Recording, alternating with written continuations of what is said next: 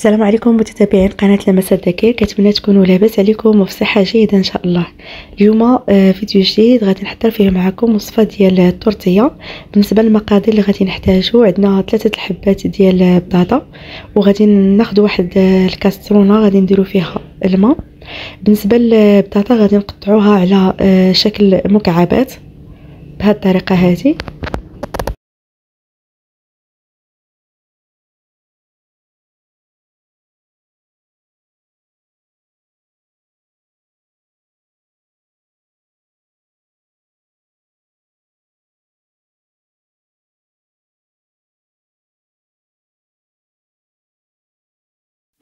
من بعد ما غادي نساليو التقطاع ديال البطاطا، غادي نحطوها في الكاسرونه اللي درنا فيها الماء، وغادي نضيفو عليها واحد شويه ديال الملحه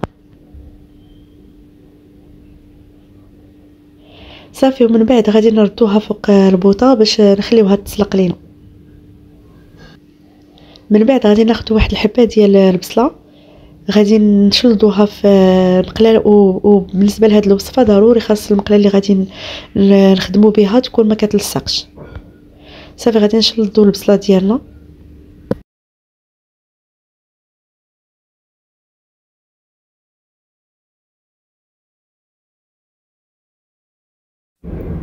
صافي بعد ما ساليت التشلاض ديال البصله، غادي نضيف ليها واحد جوج تاع الفصوص ديال الثوم اللي كنكونوا حكيناهم،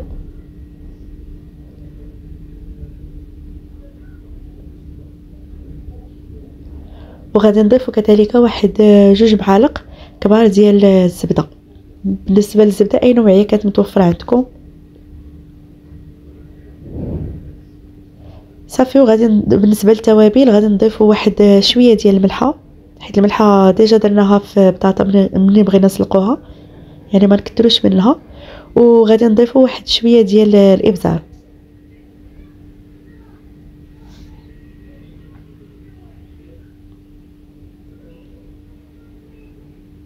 صافي غادي نردو هاد المكونات فوق البوطه باش تشحر لينا البصله.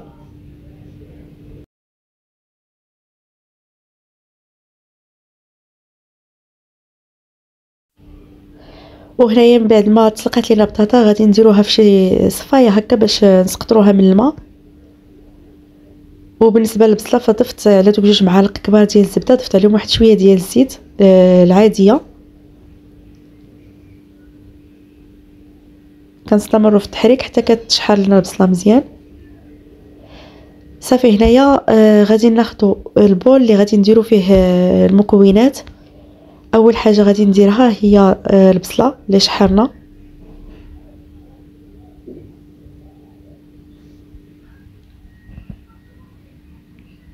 ومن بعد غادي نضيفوا ليها البطاطا اللي خليناها تسقطر من الماء اللي كان فيها. وبالنسبه باش غنخلطوا هاد المكونات غادي نحتاجوا لواحد 4 ديال البيضات. الا كانوا كبارين غنحتاجوا غير 4، كان الحجم ديالهم متوسط اولا صغير فغادي تحتاجوا 5 ديال البيضات.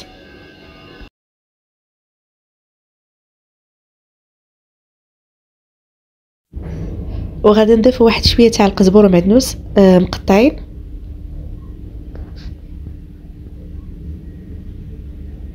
وبالنسبه للتوابل فغادي نضيف شويه تاع الابزار، ما غنكثرش حيت ديجا حتى هو دايرينو قبل. وغادي نضيفوا واحد شويه ثاني تاع الملحه، المهم راه الملحه على حسب الذوق. صافي وغادي نخلطوا العناصر كامله مع بعضياتها باش يتجانس لينا الخليط كامله.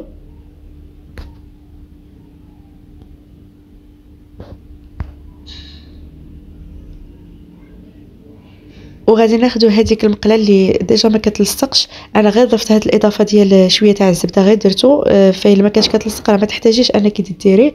المهم انا غير ضفتو صافي. وغادي نكبو داك الخليط كامله، وغنبقاو نحاولوا اننا نوزعوه هكذا باش كيجينا الوجه ديالو مسطح. وبالنسبه للبيض كيوصل لنا جميع البلايص ديال البطاطا باش ما كتلصقش لينا.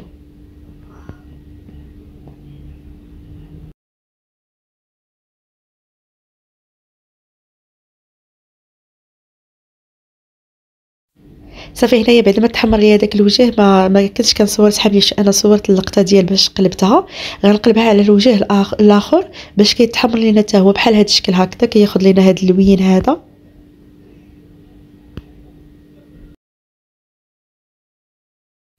صافي بعد ما تحمر لنا الوجه الاخر غادي ناخذوا الطبسيل اللي غادي نقدموا فيه الوصفه ديالنا، غادي نقلبوها فيه. فهاد الوصفه راه كتجي سهله وبمقادير جد بسيطه وكتوجد في وقت قصير. كنتمنى الوصفه ديال اليوم تنال الاعجاب ديالكم. كيف كتشوفوا كتجي لذيذه بزاف وما كتاخذش منكم وقت طويل.